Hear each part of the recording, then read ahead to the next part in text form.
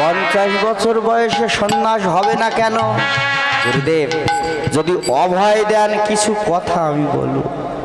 আচ্ছা নিমাই বলো, 50 বছরে কেন হবে না? গুরুদেব জেনে নেন, যার পঞ্চ ইন্দ্র না পাকিলে 50-এতে হবে না গো। হরি হরি হরি।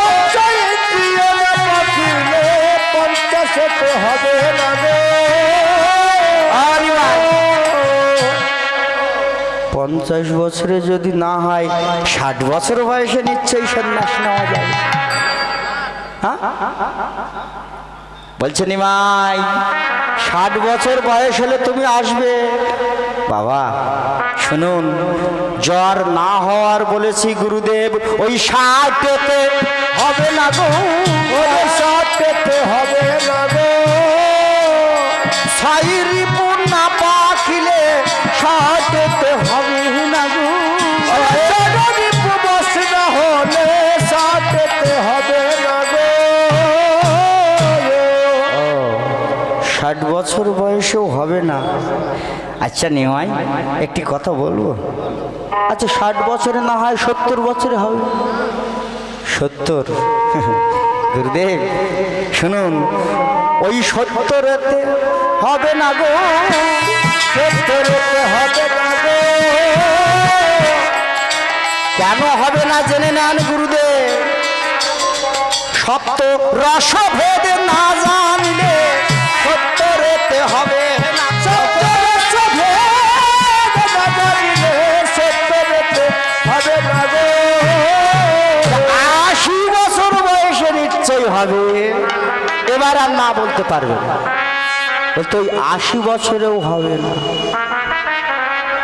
হ্যাঁ অষ্টপাশ যদি না কাটে, 24 তত্ত্ব দিয়ে এই দেহের গঠন, মানব দেহটা অতটা সহজ না।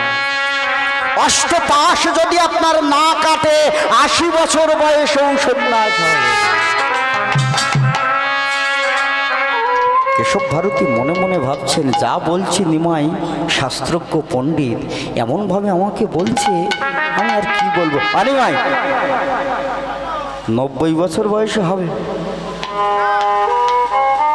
গুরুদেব কেন বারবার আপনি প্রশ্ন করছেন? গুরুদেব কেন প্রশ্ন করছেন?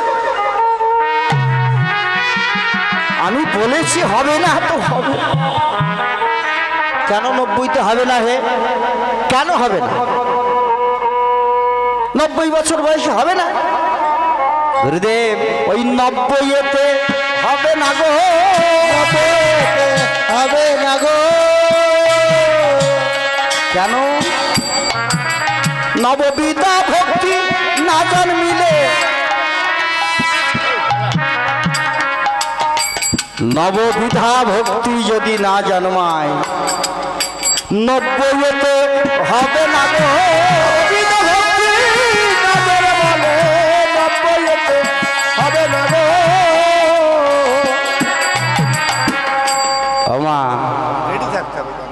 এই যে আমরা ব্রাহ্মণ বলি না, আমরা ব্রাহ্মণ কি দেখে বলুন তো চেনা যায় ব্রাহ্মণ? গলায় যজ্ঞসূত্র থাকে, তাই তো? এখন যজ্ঞসূত্র অনেকের গলায় আছে, তাহলে কি তারা সবাই ব্রাহ্মণ? না গো মা। দেখুন, ব্রহ্মজ্ঞান যার মধ্যে বিরাজ করবে তিনি হলেন ব্রাহ্মণ।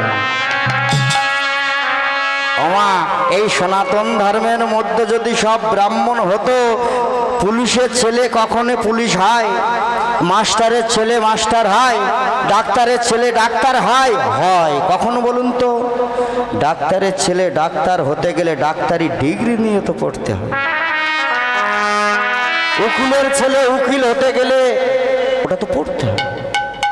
তো দেখুন, গলায় পইতে দিলে যেমন ব্রাহ্মণ হয়,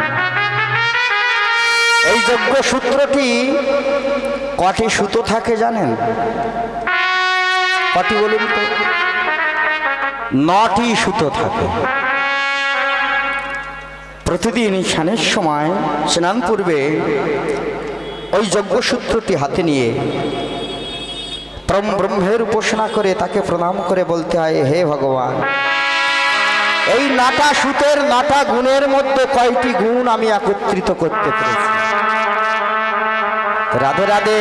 ওই নববিধা ভক্তি যদি না জন্মায় গুরুদেব, তার কখনো হরিনাম কৃষ্ণ নাম কর্ণগোচর হবে না। অনেক দেখবেন 90 বছর 80 বছর বয়স হয়ে গেছে, মোড়ের মাথায় বসে বসে তাস খেলে। ও দাদু,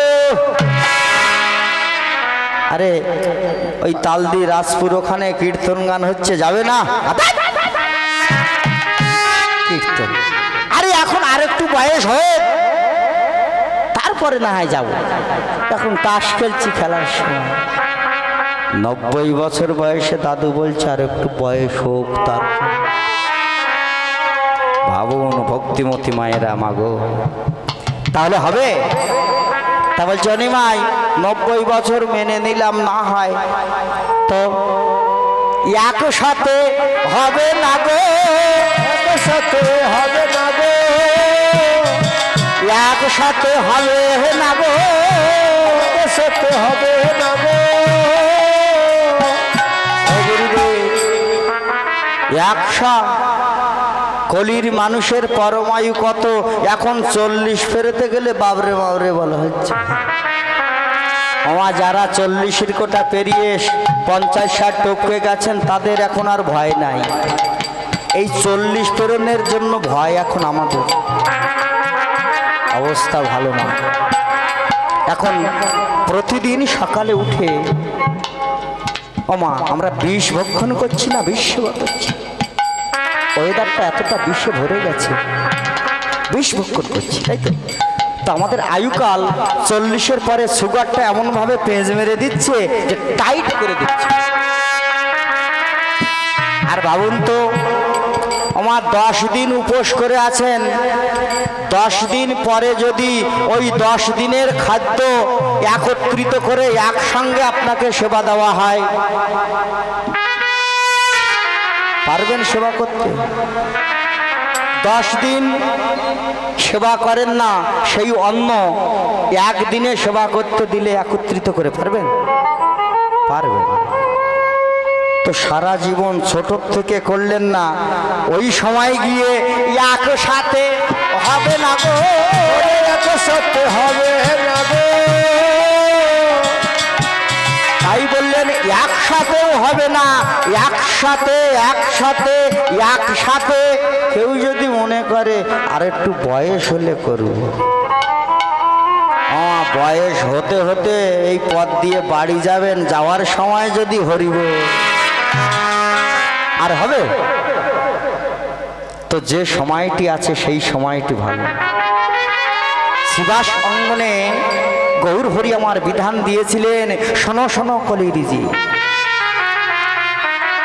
এই কলির যে ঝড়, এই ঝড়কে আটকাতে গেলে যখনই সময় পাবে, নামের কোনো কালাকাল নাই, 10 পাশে মিলি নিজ দ্বারেতে বসিয়া কীর্তন করো সবে হাতে তালি দিয়া। কি সকলে গাইবেন তো? তার কথা শুনবেন তো সকলে, রাখবেন না? তার কথা পালন করবেন। কৃষ্ণ কাজ করছেন, করবেন, তার তো কোনো বাধা নেই। কাজ করবেন, মুখে নাম করবেন, মুখ তার বেঁধে রাখা হয়, মনে মনে করবেন। তো এখন যখন সময় পেয়েছেন, এমনভাবে নাম করবেন, করে করে তালি দিয়ে সকলকে করতে হবে। নিতাই গৌর হরি হরি হরি বল, হরি বল, হরি বল। আজ সুরধনির কিনারা সোনার নুপুর দিয়া পা, রাতে না গরিব সুন্দর গৌরা। আজ সুরধনির কিনারায় সোনার নুপুর দিয়া পায়, নাচে না গরিব সুন্দর গৌরা। সুরধনির কিনারা সোনার নুপুর দিয়া পা, নাচে না গরিব সুন্দর গৌরা। সুরধনির কিনারায় সোনার নুপুর দিয়া পায়, নাচে না গরিব সুন্দর গৌরাঙ্গা। আবার সুন্দর আরে সুন্দর গৌরাঙ্গা, না গরিব সুন্দর গৌরাঙ্গা। আবার আস্তে আস্তে ওই যে বললাম সম্মান রাখাতে ওই এই করলে হবে? হরিনাম জোরে জোরে করতে হবে। করতালি দিয়ে। মায়েরা সকালের সময় কাজের সময় সকলে কাজে বেরিয়ে গেছেন, বুঝতে পেরেছি। যারাই আছেন তো এমনভাবে হরিনাম করবেন যে আমার অশোকবাবু আছেন বসে ওখানে, তার জন্য আপনাদের চরণে আমি আসতে পেরেছি, আর জানি না পারবো কিনা। তো এসেছি যখন সকলে একসঙ্গে এমন জোরে করবেন, পাশে ট্রেন লাইন না, ট্রেন যেন আপনাদের হরিনামের জোরে বন্ধ হয়ে যায়। তাহলে বাহু তুলে নিতাই গৌর হরি হরি হরি। আমার সুন্দর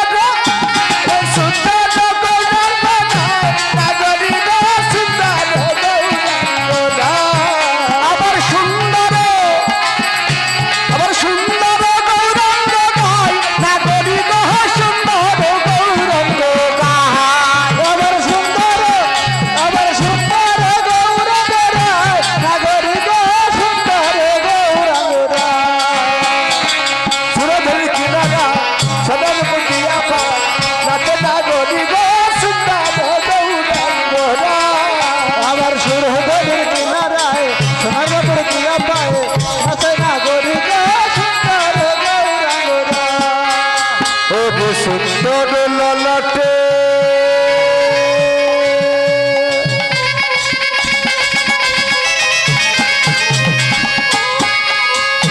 ওরে সুন্দর তিলক গো,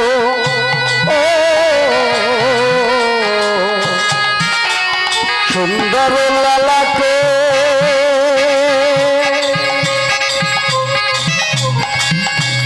সুন্দর তিলক গো,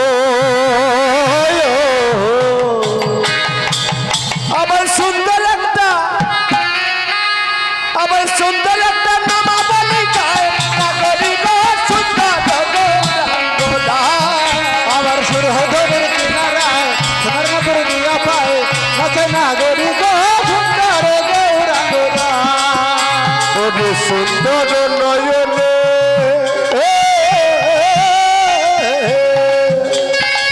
চাহে গোরা যাদো মানে গো,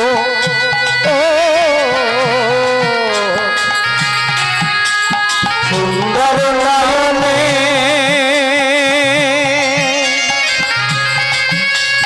চাহে গোরা যাদো পানে গো। তার কি হয় গো? ও তার দেহ রেখা মনটা লয়া যায় নাগরিক সুন্দর গৌরাঙ্গোলা।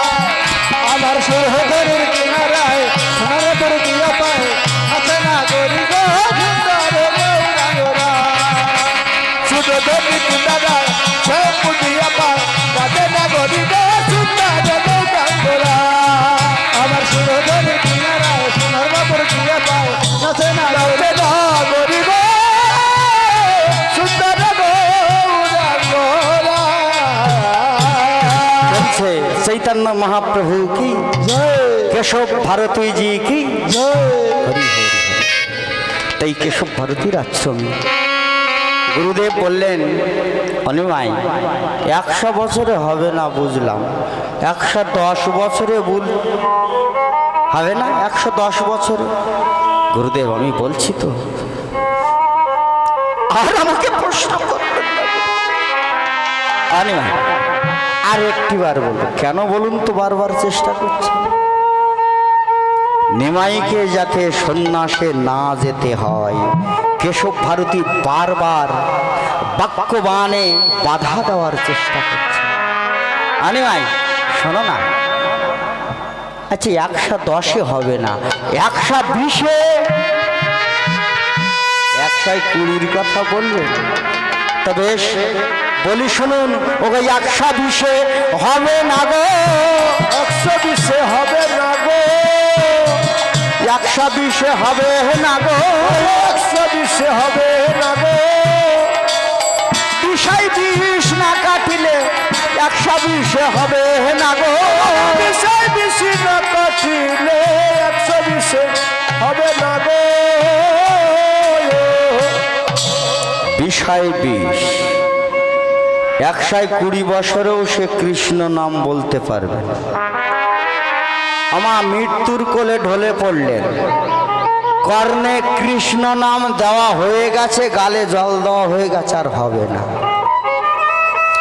তো পাশের বাড়ির এক ছেলে গালে যখন জল দিতে গেল, ও দাদু, হ্যাঁ, সারা জীবন তো কৃষ্ণ নাম গাইলে না, তাই একটিবারের জন্য কৃষ্ণ নাম বলার চেষ্টা করো, এই জল খাও। আমার ওই ছেলেকে দেখে মৃত্যুকাল যখন উপস্থিত হয় মানুষের, দেখবেন স্বাভাবিকের চেয়েও সুস্থ হয়ে যায় আগের মুহূর্ত। সেই সময় ওই ছেলেটির গলা জড়িয়ে ধরে কানে কানে কি বলছে শুনেছে? তার খোল করতাল আনা হয়ে গেছে, সে বলে, এই খোকা, খোকা রে, তোর বাবার সঙ্গে আমাদের যে জমির ঝামেলাটা চলছে, একটু বল না, মিটিয়ে বড় খোকার নামে লিখে দিতে। ভক্তিমতী মায়েরা মৃত্যুর কোলে পা দিয়ে মুখে কৃষ্ণ নাম না বলে জমির কথা বলছেন। এই যে বিষয় বিষ, দেহি দেহির চিন্তা করে, আর বিষয় চিন্তায় মগ্ন। ভক্তিমতী মায়েরা দেখুন, এই যে বিষয় বিষ, এমন বিষ, অর্থের অহংকার, এমন অহংকার, এই বিষয় বিষ না কাটলে 120 বছরেও হবে না। কেশব ভারতীকে বারবার বুঝিয়ে বললেন।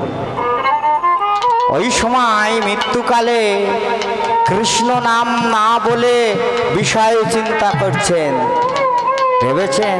দেখুন, এই জন্য শাস্ত্রে বললেন, ভগবান চেনা যায় চরণে, আর ভক্ত চেনা যায় মরণে। বরণে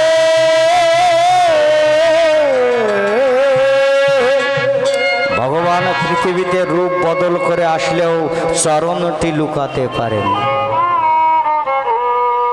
আর সারা জীবন কৃষ্ণ নাম করলাম, সব কিছু করলাম, মৃত্যুকালে কোনো নাম আর জিহ্বায় আসলো না, অবাস হয়ে গেল।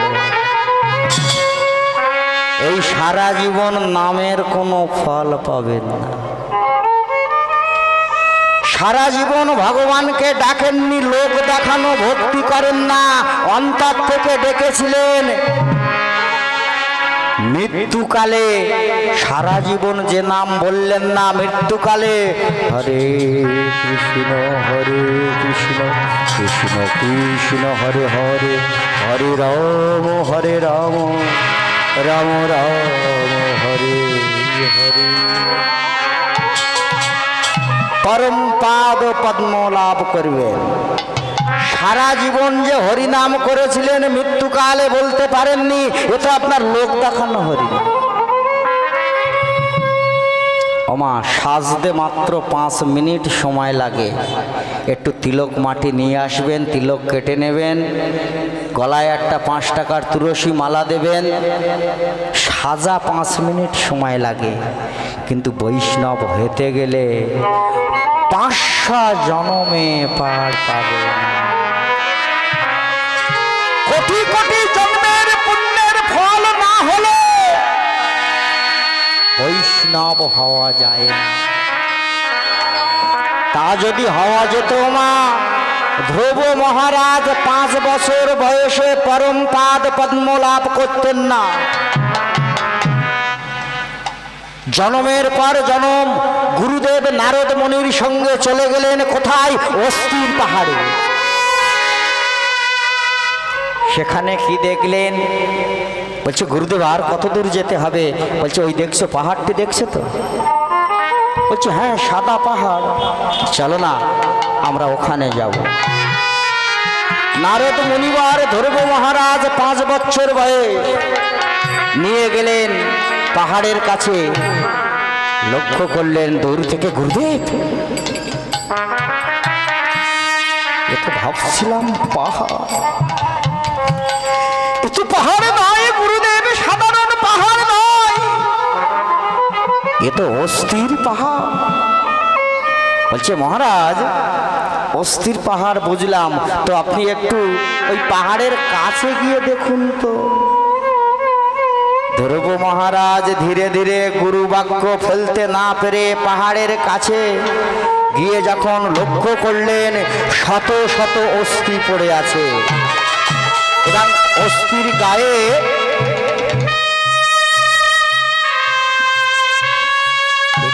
গুরুদেব, গুরুদেব এ কি দেখছি? এই অস্থির গায়ে তো আমার নাম লেখা। আরেকটি তুললেন, গুরুদেব এটিতে বলছে, শোনো ধ্রুব মহারাজ, এই যে পাহাড়টি দেখছেন, টোটাল পাহাড়টি হলো অস্থির পাহাড়। আর এরকম এই একটা দুটো অস্থিতে নয়, এই পাহাড়ে যতগুলি অস্থি আছে, হাড় আছে, প্রতি হাড়ের গায়ে তোমারই নাম খোদাই করে লেখা। কেন গুরুদেব? কেন? তোমার এতবার জন্ম হয়েছে ধরাধামে, তুমি যে কৃষ্ণ ভক্ত বৈষ্ণব তার প্রমাণের জন্য প্রতি জন্মের যখন মৃত্যু হয়েছে একটি করে বস্তু তোমায় রেখে যেতে হয়েছে। গুরুদেব,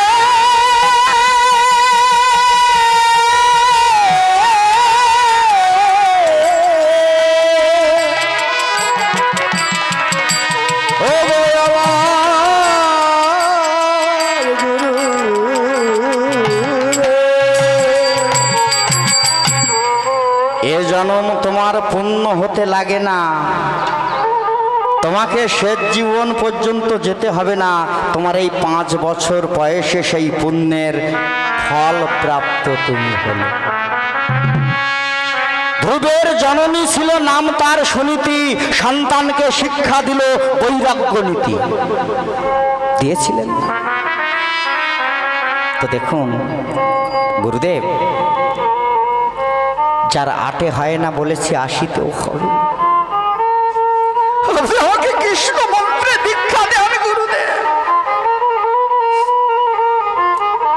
কেশব ভারতী মনে মনে ভাবছেন, কৃষ্ণ মন্ত্রে দীক্ষা দিলে নিমাই সন্ন্যাস নিয়ে চলে যাবে, যাতে না যেতে পারে কি করব।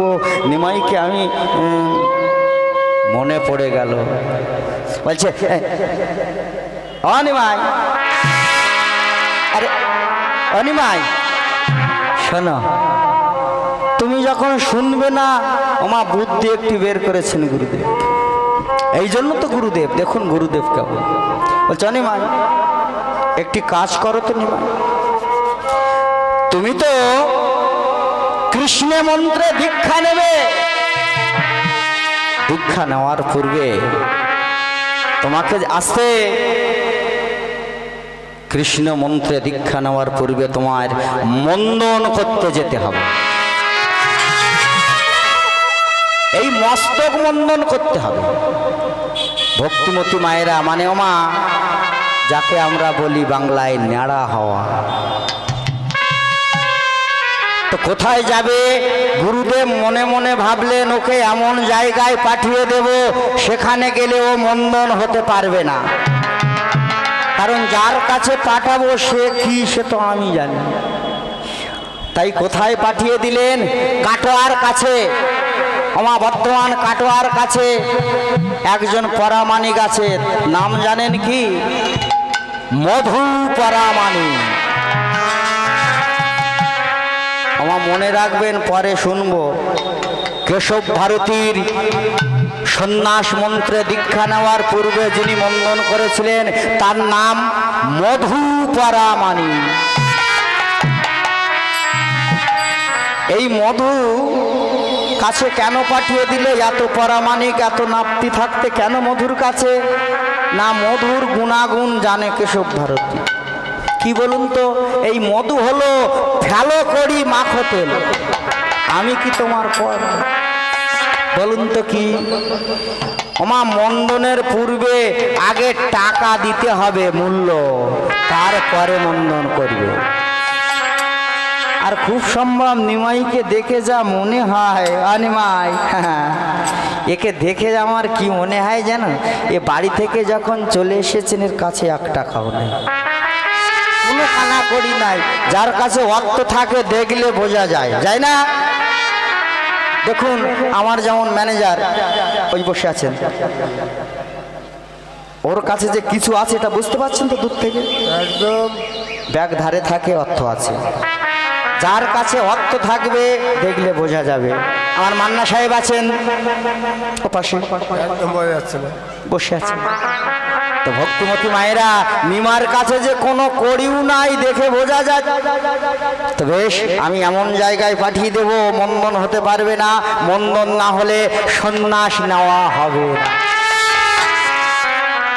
আনিমাই, গুরুদেব, বাবা, তোমাকে তো সন্ন্যাসের পূর্বে মন্দন হতে হবে, মস্তক মন্দন করতে হবে। যাও, ওই যে কাটোয়ার কাছে তুমি এই পথ ধরে যাবে, গিয়ে দেখবে মধু পরামানিকের বাড়ি।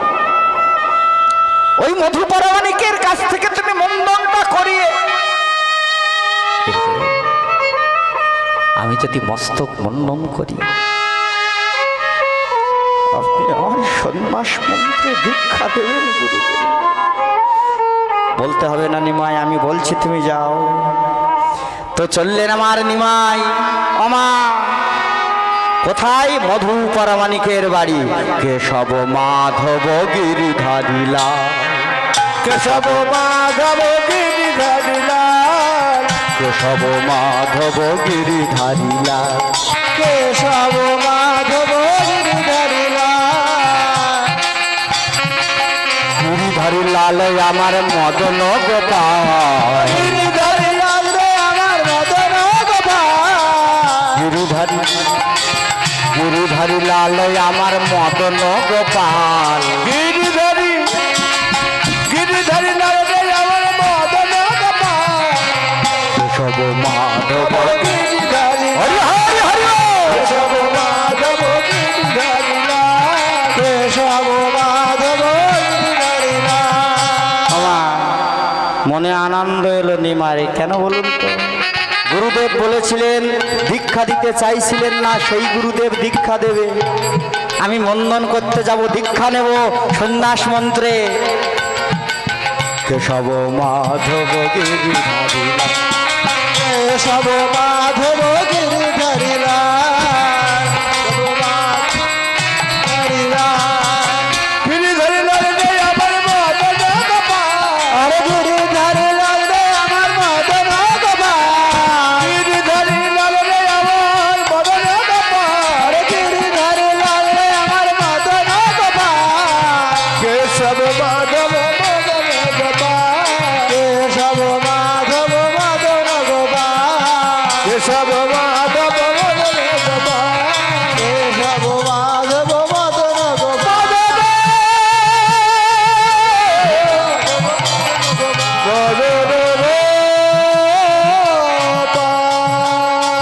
হরি হরি হরি বল।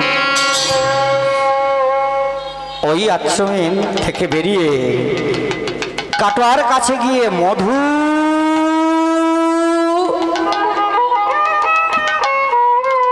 মধু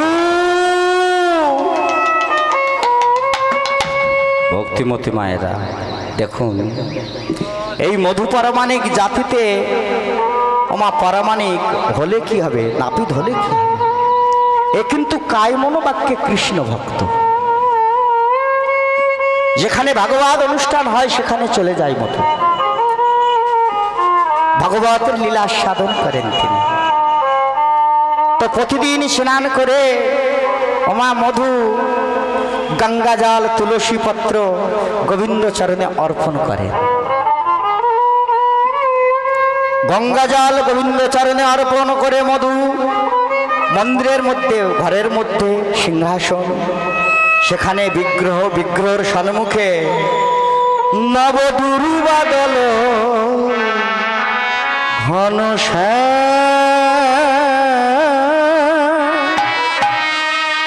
দুর্বাদল ঘন দুর্বাদল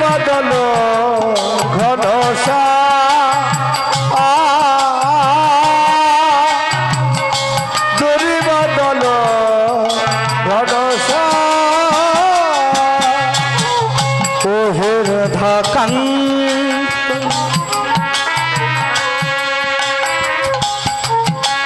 শ্যামল প্রশান্ত ওহে রাধাকান্ত শ্যামল প্রশান্ত ওহে রাধাকান্ত শ্যামল প্রশান্ত তুমি নাকি অনাথের দুর্বাদল ঘনশ্যাম দুর্বাদল ঘনশ্যাম জৈনা বাঁশি বাজাইয়েছিল দয়াময় তাই মনে গঙ্গা জল তুলসী বিগ্রহের চরণ দিয়ে বলছে দয়াময় জৈনা বাঁশি বাজাইয়েছিল বৃন্দাবনে সেই না বাঁশি বাজাইয়ে দাও সবার প্রাণে জৈনা বাঁশি বাজাইয়েছিল বৃন্দাবনে সেই বাঁশি বাজায়ে সবার মনে এই না বাঁশি বাজাইয়েছিল বৃন্দাবনে সেই না বাঁশি বাজাইয়ে দাও সবার প্রাণে জৈনা বাঁশি বাজাইয়েছিল বৃন্দাবনে সেই বাঁশি বাজায়ে সবার প্রাণে নব দুর্বাদল ঘনশ্যামী দুর্বাদল ঘনশ্যাম দুর্বাদল ঘনশ্যাম গিরিধারী লাল কি মধু প্রণাম করে যখন কর্ণগোচর হলো বাইরে থেকে কেউ ডাকছে মধু কে এর আগে তো এমন মায়াবী কণ্ঠে কেউ আমাকে ডাকছে না। কে আপনি মধু মধু ঘর থেকে বাইরে এসে কে আপনি এমন রূপ কান্তি কে তুমি তুমি বলে সম্বোধন করলেন মধুকে মধু এই মধু শোন না মধু কি হয়েছে এই মধু কে গো তুই আমাকে তুই চিনতে পারিস না রে মধু বলো না ও এবারে ঠিক চিনেছি ঠিক চিনতে পেরেছি তুই সেই নবদ্বীপের নিমাই পণ্ডিত না চিনতে পেরেছি তা বলো ঠাকুর আমার কাছে কি জন্য এসেছো বলো বলে দাও ভক্তিমতী মায়েরা এই মধু আমি তোর কাছে কেন এসেছি জানিস আমি সন্ন্যাস মন্ত্রে দীক্ষা নেব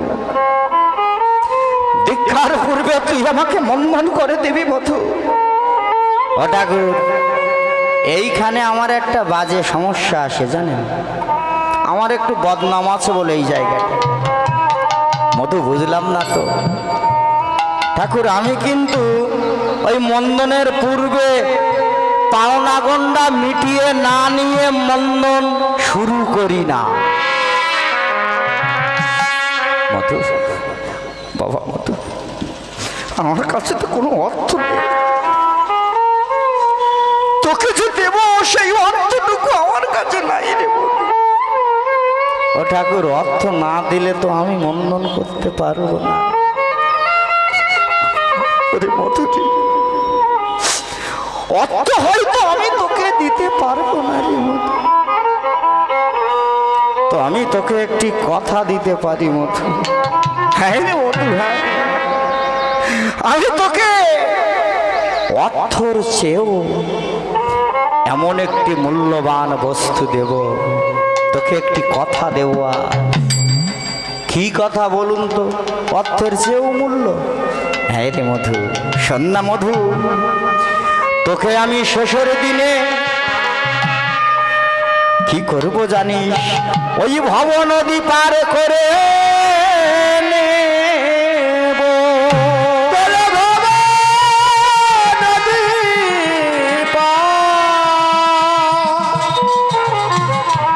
পারে করে রে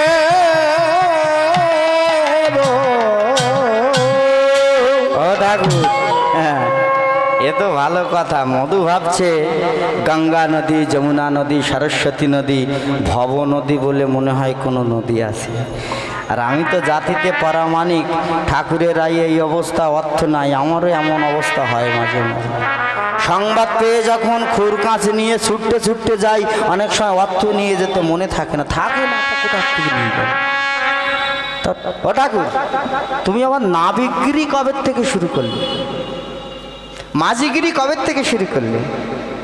ভক্তিমতী মায়েরা, ওরে মধুরে, আমি বলছি তো তোকে ভব নদী পার করে নেব। ও ঠাকুর, তাহলে ভালো করে আমাকে চিনে নাও। এই দেখো, আমি বলো মধু, আমাকে ভালো করে চিনে নাও। অনেক সময় টাকা পয়সা না হলে তুমি আমায় পার করে নেবে তো? বলো, কথা দাও। আরে মধুরে, আজ কি রে তোকে আমি, তুই যখন হেঁটে মন্ড উদ্ধ পদে এই যে অন্ধকার কোঠরে মাতৃ জঠরের মধ্যে আমার নাম স্মরণ করেছিলি রে মধু, সেই দিন তো আমি তোকে পার করে দিয়েছিলাম। আবার কথা দিলাম শেষের দিনে পার করিয়ে নেব। ঠাকুর, কি যে বলেন বোঝা যায় না, তার ভাষা টাষা আমি ঠিকঠাক অতটা বুঝি না। ঠাকুর, পড়াশুনো তো বেশি করি না আমি, যার জন্য বুঝতে পারি না। তাহলে বসুন, আমি মন্দন শুরু করি। গৌর হরিকে বসিয়ে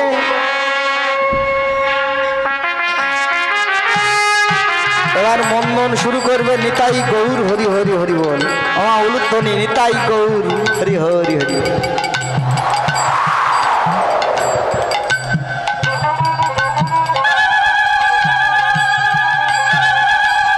জল দিয়ে ভিজিয়ে নিলেন। এবার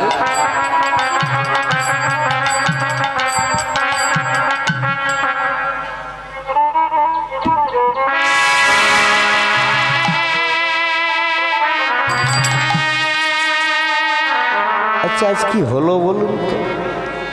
এত মাথা মন্দন করলাম আমার এই খুর দিয়ে, একবার টানলে দ্বিতীয়বার টানতে হয় না। আর এক জায়গায় তিনবার টেনে দিলাম, একটা চুল কাটল। এই খুরের মধ্যে কি ভূত ঢুকেছে? হ্যাঁ, কাটছে না কেন? ও ঠাকুর, তুমি কি মাথায় তেল দাও বেশি নাকি? হ্যাঁ, কাটছে না কেন? মধু, এই মধু, তুই প্রথম কি বলেছিস? তুই কার পরামানিক?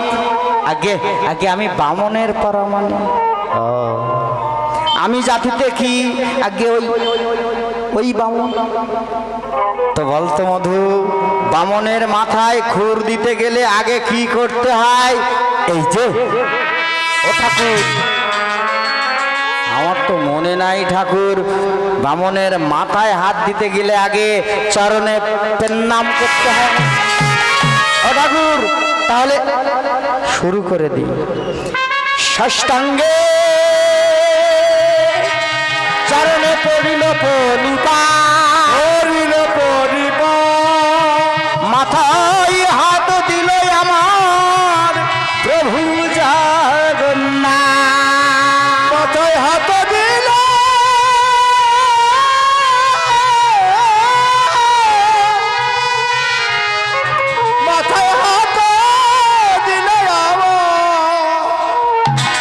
প্রভু জগন্নাথ। বলিए चैतन्य महाप्रभु की परम दयाल श्रीमान नित्यानंद प्रभु की हरि हरि हरि बोल হরিনাম আস্বাদন করছেন মাগো। তো দেখুন, যখন চরণ তলে প্রণামটি করলেন, চরণ স্পর্শ করে মধুর অঙ্গ কেমন যেন একটা হয়ে গেল, কম্পন শুরু হয়ে গেল। পরশ পাওয়ার পরশ মনির পরশ পেলে কেমন হয় বলুন তো? লোহা সোনা হয়ে যায়, যায় না? আর পরশ মনির চেয়েও আমার গৌর পরশমণি, গৌর সোনা কি বলুন তো? সেই পরশ পাওয়ার সঙ্গে সঙ্গে ও ঠাকুর,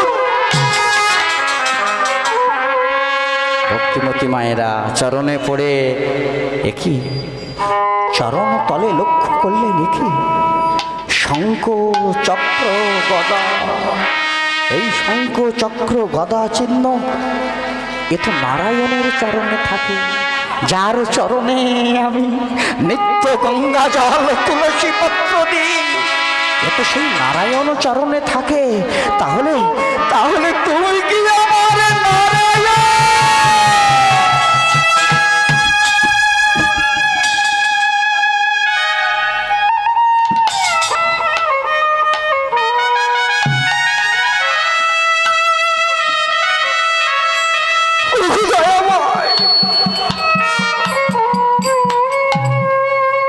আমি তোমায় চিনতে পারিনি,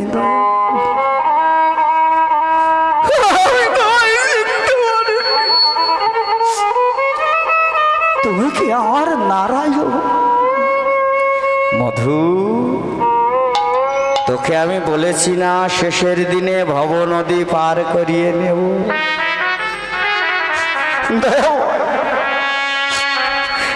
আমিও কথা দিলাম, তুমি আমায় কথা দিয়েছ শেষের দিনে ভব নদী পার করে নেবে।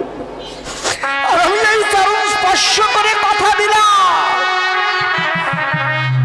এই মন্দন হবে আমার জীবনের শেষ মন্দন।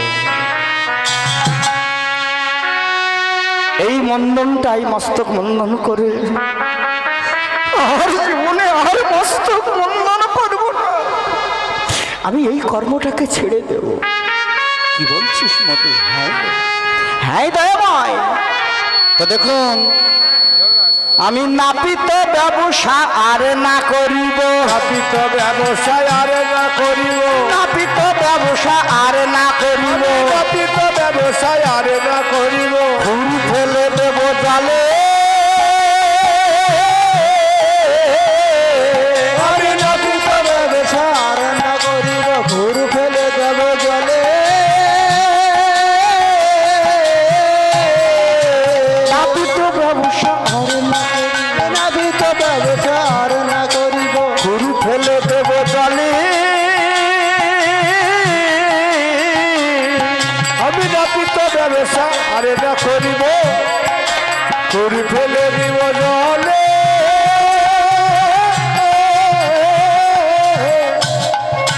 তব শোনে যাব মাগিয়া খাইব, অবসানে যাব মাগিয়া খাইব, অবসনে যাব মাগিয়া খাইব, অবসানে যাব মাগিয়া খাইব, জগদানন্দ বলে প্রভু জগদানন্দ বলে, ওরে তবসানে যাব মাগিয়া খাইব, জগদানন্দ বলে, জগদানন্দ বলে, আমায় তুমি সঙ্গে নিও, আমায় তুমি সঙ্গে নিও, আমায় তুমি সঙ্গে নিও, আমায় তুমি সঙ্গে নিও, চরণ ছাড়া করো না গো, আমায় তুমি সঙ্গে নিও, চরণ ছাড়া করো না গো, আমায় তুমি সঙ্গে নিও, ওই চরণের দাস করো গো, চরণ ছাড়া করো না গো, ওই চরণের দাস করব, চরণ ছাড়া করো না গো, ওই চরণে দাস করো, চরণ ছাড়া করো না গো, ওই চরণে দাস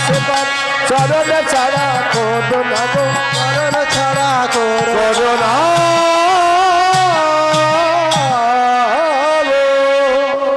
খুর কাছে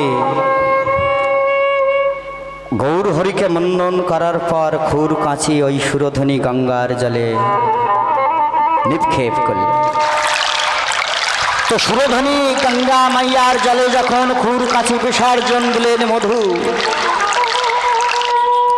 মস্তক মন্নন করে গৌর হরি আমার নয়ন জলে বুক ভাসাতে ভাসাতে ওমা সন্ন্যাস মন্ত্রে দীক্ষা নেবে,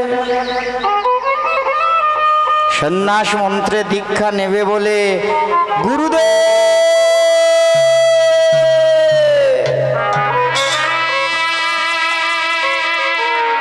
গুরুদেব বুঝলেন নিমার মন্দন সমাপ্ত হয়েছে,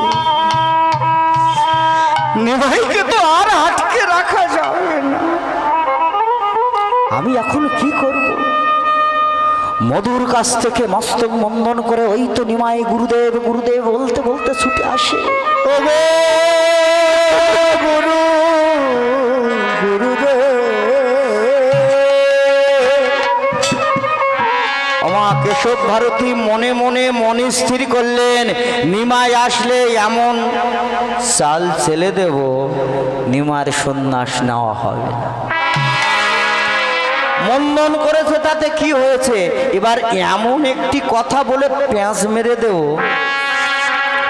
ওর সন্ন্যাস নেওয়াই হবে না। এই মনে মনে যখন মনে স্থির করলেন, নিমাই গুরুদেব একই অনিমাই তুমি তো ছুটতে ছুটতে চলে এলে বাবা। আচ্ছা তুমি মন্দন করে চলে এলে, এদিকে কি হয়েছে জানো? বসো বসো। কি হয়েছে গুরুদেব? এদিকে শোনো নিমাই, এই কাল রাত্রে থেকে আমার মাথাটা ভালো নয়। আমি যে সন্ন্যাস মন্ত্রে তোমার দীক্ষা দেব, সেই মন্ত্রটা কয়েকদিন আগে আমার এই মাথা থেকে হরিকে আমার তো আর মনে করতে পারছি না। অনিমাই আমার তো বয়স হয়েছে না, আমার তো যথেষ্ট বয়স হয়েছে। ওই যে তোমার যে সন্ন্যাস মন্ত্রে দীক্ষা দেব, সেই মন্ত্রটা আমি ভুলে গেছি নিমাই। গুরুদেব, ভক্তিমতী মায়েরা দেখুন, নিমাই বলছে গুরুদেব আপনি তো মন্ত্র ভুলে গেছেন, আর গত রজনীতে আমি একটি মন্ত্র স্বপ্নে পেয়েছি। দেখুন তো গুরুদেব, এই মন্ত্রটা ওই দীক্ষা মন্ত্র কিনা, হরি হরি হরি হরি হরি।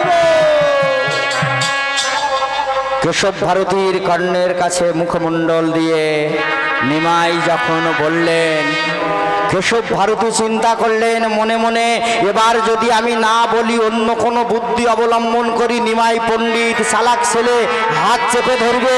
নিমাই যাও বাবা যাও, আমি তোমাকে আটকে রাখতে পারলাম না। এই তো সুরধ্বনি গঙ্গা মাইয়া, তুমি স্নান করে এসো,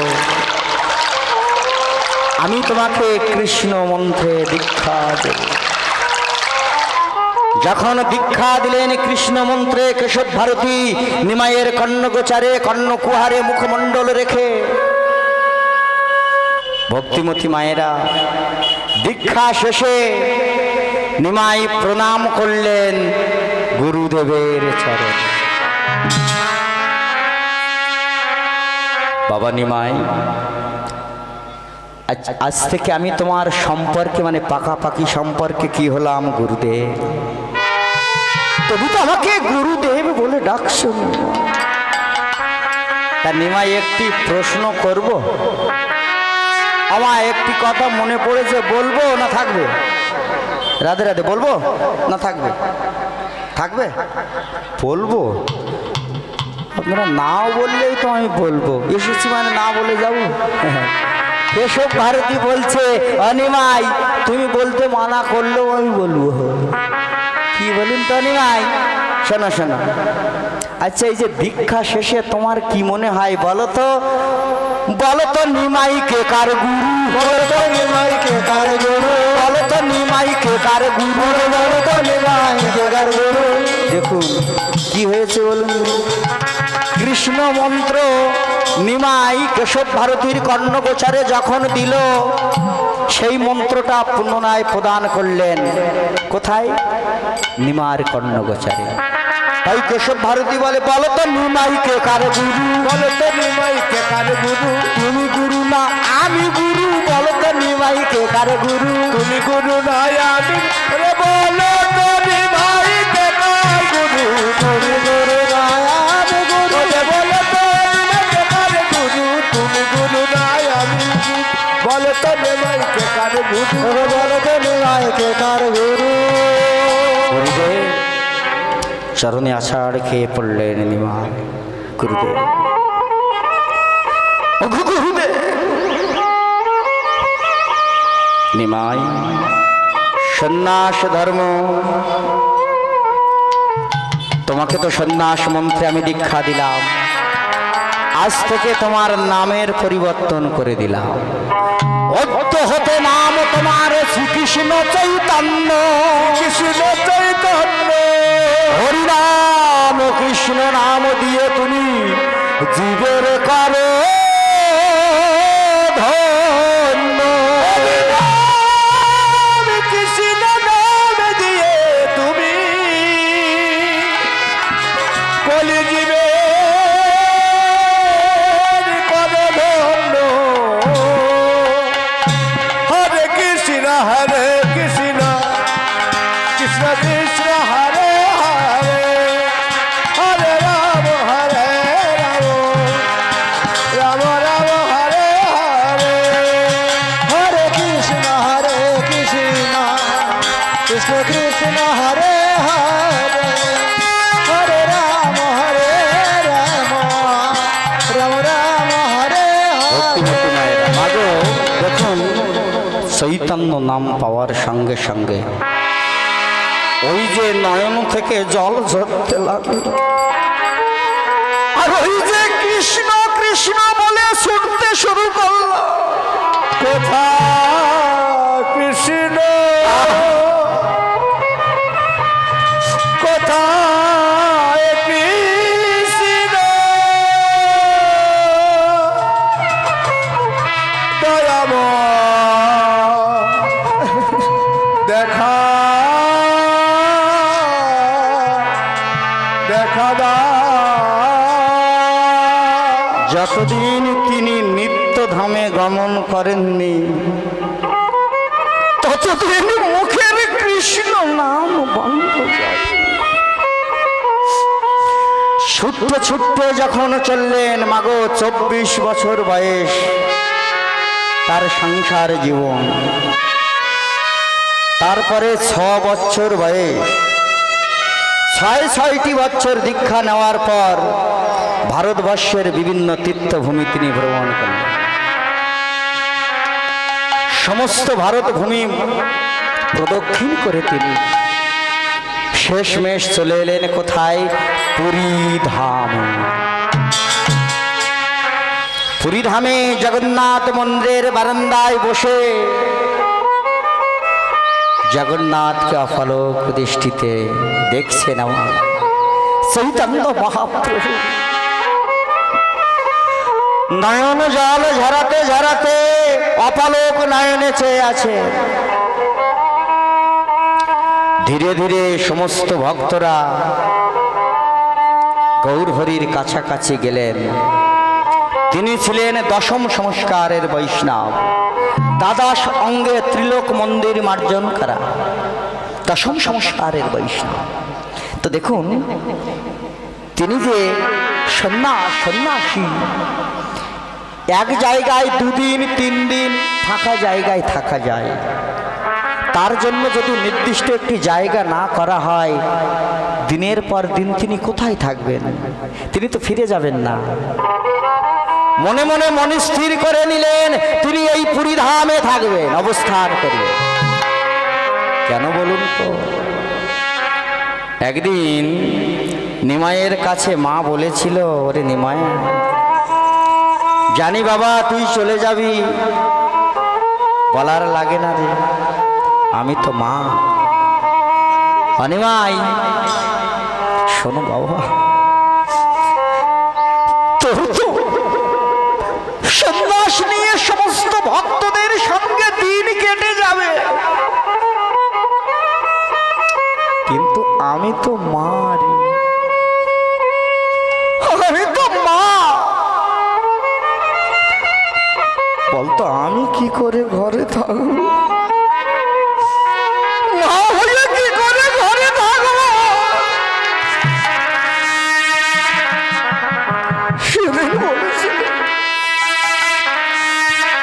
মাগো ওমা তুমি কেঁদো না মা, দে বাবা কথা দে, দে বাবা। ওরে নিমাই রে,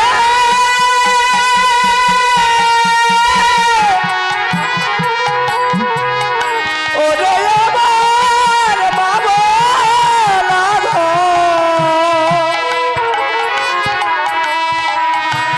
ওরে আমার নিমাই, নিমাই রে।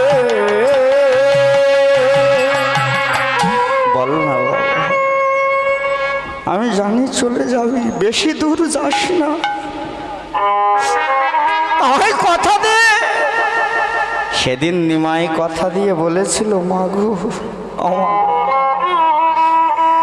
বল বাবা তুই বেশি দূরে যাবি না, পুরী ধামে থাকবি। আমা তুমি পুরী ধামে থাকতে বলছো কেন মা?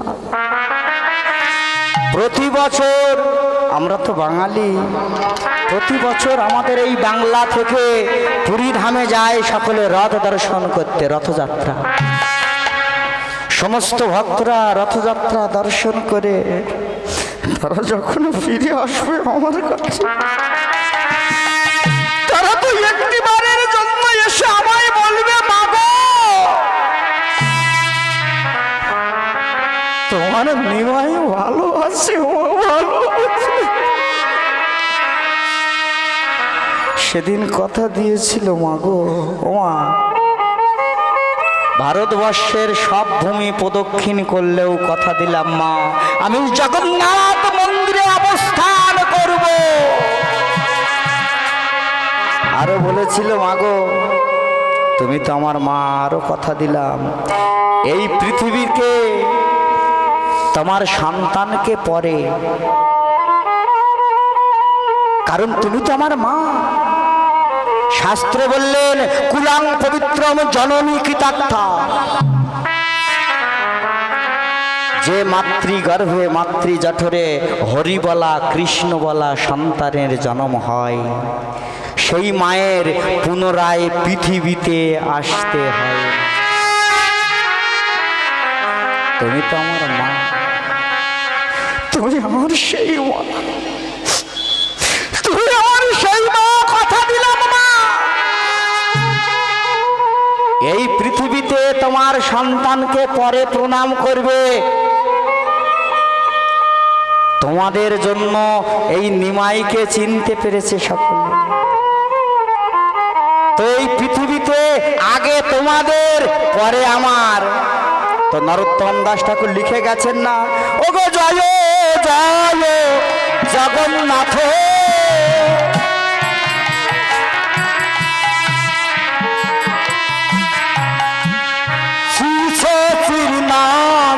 দন কি বলে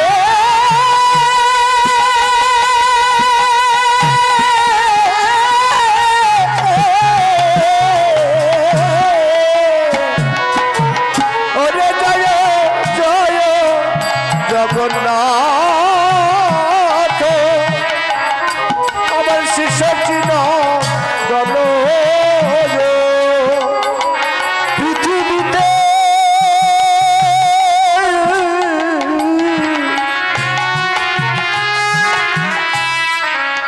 সবে মিলি করি চরণ বন্দনা। ওরে পৃথিবীতে সবে করে চরণ বন্দন। মাগো এই পৃথিবীকে তোমার সন্তানকে প্রণাম করার পূর্বে, তোমার নিমাইকে প্রণাম করার পূর্বে আগে আমার পিতৃনাম, তারপরে তোমার নাম নিয়ে আমাকে প্রণাম করবে। আমি কথা দিলাম। আমাদের কৃষ্ণ নাম আমাদের সব থেকে পবিত্র নাম, দেবদেবতার মধ্যে সব থেকে উচ্চ আমরা কৃষ্ণ ঠাকুরকে মনে করি, বা কৃষ্ণ ঠাকুরকে আমরা শ্রদ্ধা করি, ভগবানের মানি, ভগবান মানি। তারপরে অনেক দেবতা আছেন, দেবতারাও কৃষ্ণর ভক্ত, কৃষ্ণর দীক্ষে আছেন। শিব নিজেও কৃষ্ণর দীক্ষে আছে। তা আজকের আপনারা মা বোনেরা এই কয়েকদিন ধরে এখানে যে আমাদের ঠাকুরের নাম বয়োজ্যেষ্ঠ গুরুজনরা সবাই শুনছেন।